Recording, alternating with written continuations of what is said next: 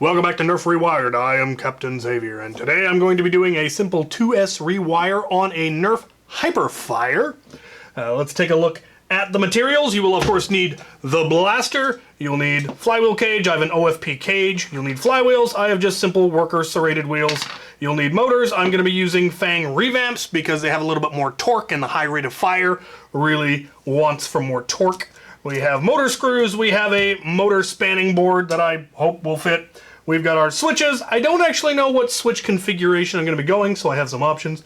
We do have a switch plate, and of course we have an XT60 connector. For tools, I have two kinds of wire strippers. I've got my end strippers as well as the one that can strip the middle of a wire, because there are a few places where we will probably do that in this build.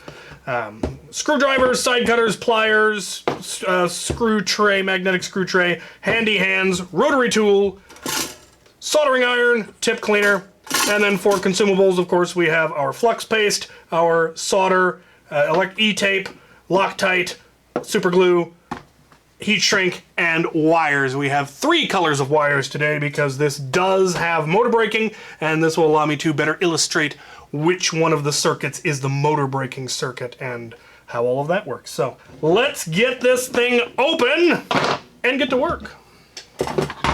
Okay, quick note, there were 2 long screws. They were the ones back here in the stock. The rest all appear to be the same. I have no idea if I'm going to need to do any modification on this side of the shell yet. We'll see how the switches fit. In the meantime, we need to gut the internals. So let's get to gutting. Yeah, there's our original loom taken out. Now, we'll go ahead and take care of the battery tray. Okay, I'm going to leave the divider in there because I'm not going to be putting a battery in it that's any bigger than that. Gobs of room in the battery housing, which is just lovely. Might not even need to cut a larger hole, I think. Oh yeah, no, those ones are going to be just fine. Alright. Now we have to figure out how the switches mount. I'm pretty sure I figured out how this one works. We're going to reuse some internal screws, hopefully. Yeah, that looks like it'll work. So the trigger has a plate that mounts a nice switch right there, and then it looks like I shouldn't have too much trouble mounting a switch in this little slot here where the trigger lock used to be. We really don't need a mechanical trigger lock because this has an electric pusher, and so we can use an electric trigger lock, and we won't have to worry about dry firing, essentially. Hey, I have used the existing switch plate to create a mount for a switch that is going to mount down in the lower section. I will need to Dremel out a little bit to make room for it, but it's gonna be lovely. All right, lovely switch mountings, absolutely lovely. That brings us to flywheel assembly. Let us assemble our flywheel cage. I am going to be, like I said, attempting to use a motor spanning board. I believe this goes in here this way. Okay. That way is towards the enemy. Dot there, dot there.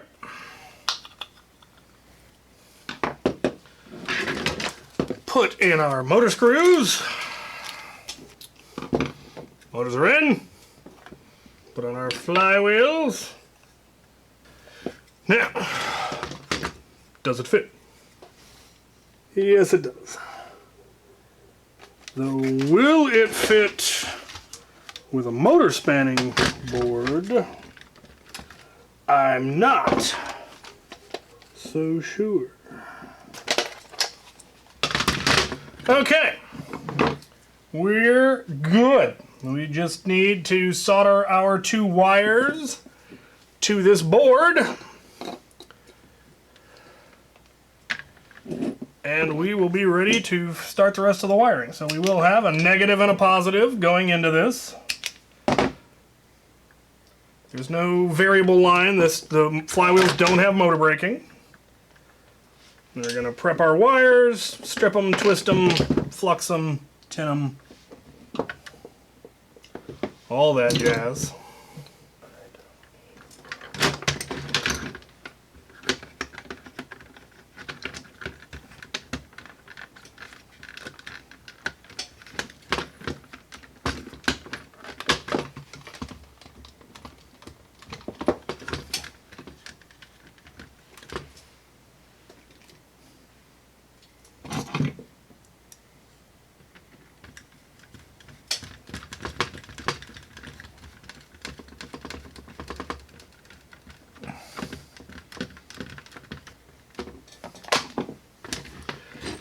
Flywheels are in and wired. We've got our cables coming back. It's got a lovely wired channel. Cable management in this blaster is just fabulous.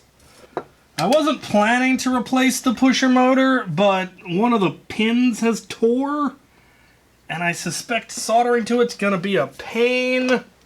So I might go ahead and replace it. Problem is, it's not a 130 motor. It is larger. And if I want to replace it, I'm going to have to go print a shim. There's just a 3D printed part that you wrap around a 180 motor and or 130 motor, and then it'll fit. You have to Dremel some holes for the leads. Yeah, I'm gonna. So, hold on a second. You won't know. This will all get edited out. Drain. I have the motor housing printing out. I'm going to go with a Michelle 2 motor for the pusher because I had an odd number of them, and this will even me out. The motor housing and the switch plate that I'm using are both courtesy of Muttstang on Thingiverse. I'll have a link to it in the description, of course. Now we're going to take out the original pusher motor.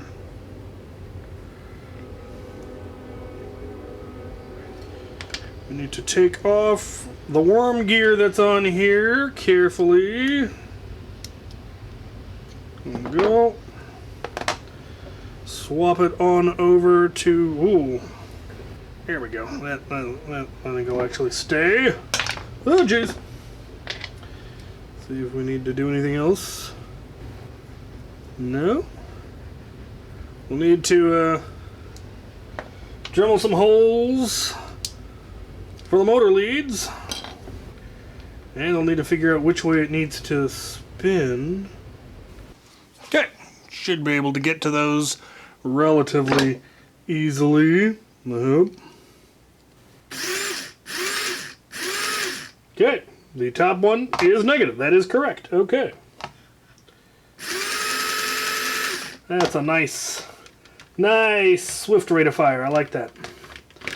All right.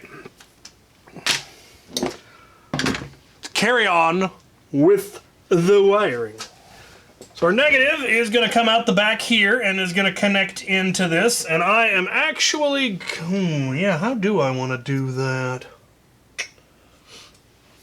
Negative will then also connect to our switch here and ultimately come out of the battery housing, so we're going to need about that much. Go ahead and clip that. I think what I will do is take a small section and splice it out and connect it, so we won't need much. Okay, we've spliced in the negative to the motor. Hit it with some heat shrink. Keep it from causing any shorts. Now, as I said, the next spot we're going to hit is going to be our normally closed on the switch. So it's going to come on down this way, and we're going to bounce through and just tag right onto it. I think we'll come up from underneath. So right about there.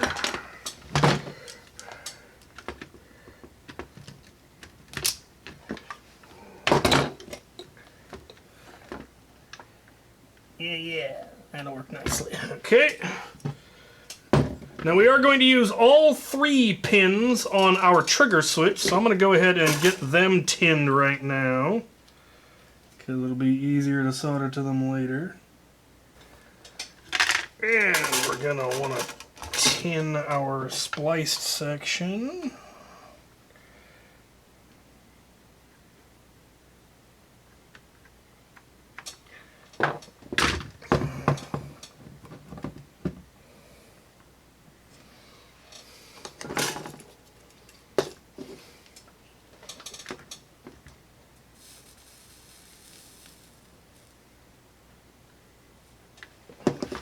From there, we will go back up and over and out into the battery housing. Take a look at our positive. Okay, positive to the flywheels is going to also connect to our trigger switch. That is where the positive is going to come from. It's going to come from the triggers, or from the rev. So when it's revving, we have power going to the flywheels. We also then provide power to our trigger switch. This is the electric lock. The trigger switch, the trigger switch does not have power unless you're revving. So we are going to connect to it, and we're going to be connecting to the middle pin. So we are once again going to strip a section in the middle.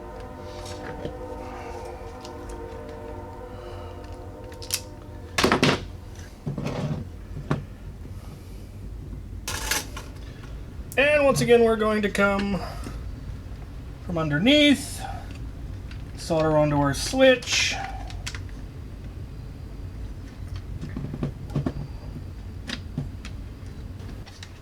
Okay.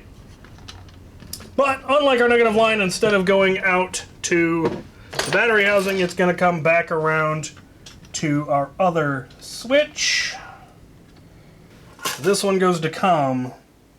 We have 2 wires left. We need a positive coming from the battery housing to the normally open on our rev switch. There we go. We can now screw down this switch plate.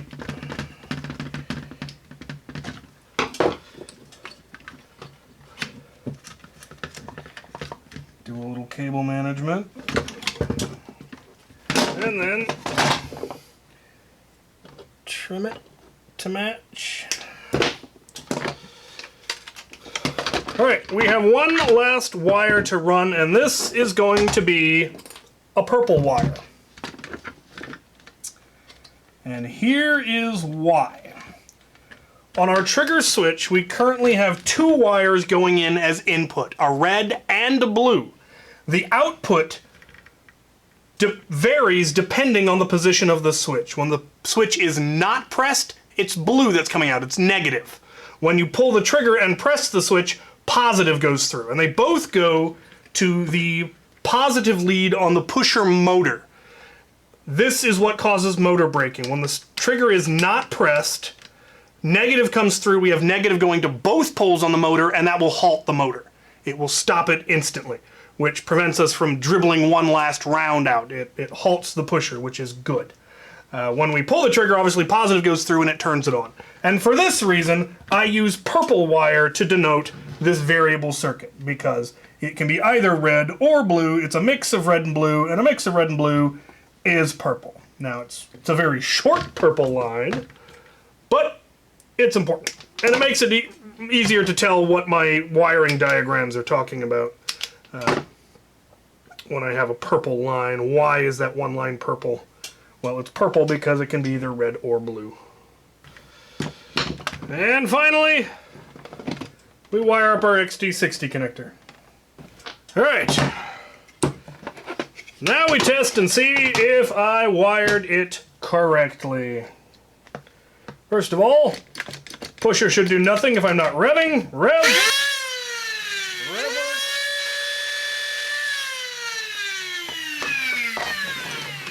Everything works. Let's button it up.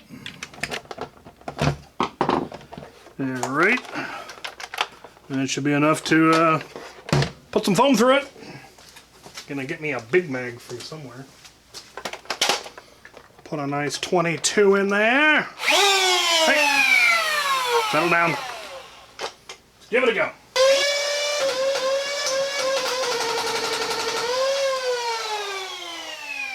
Having some issues with the pusher not quite snagging the dirt.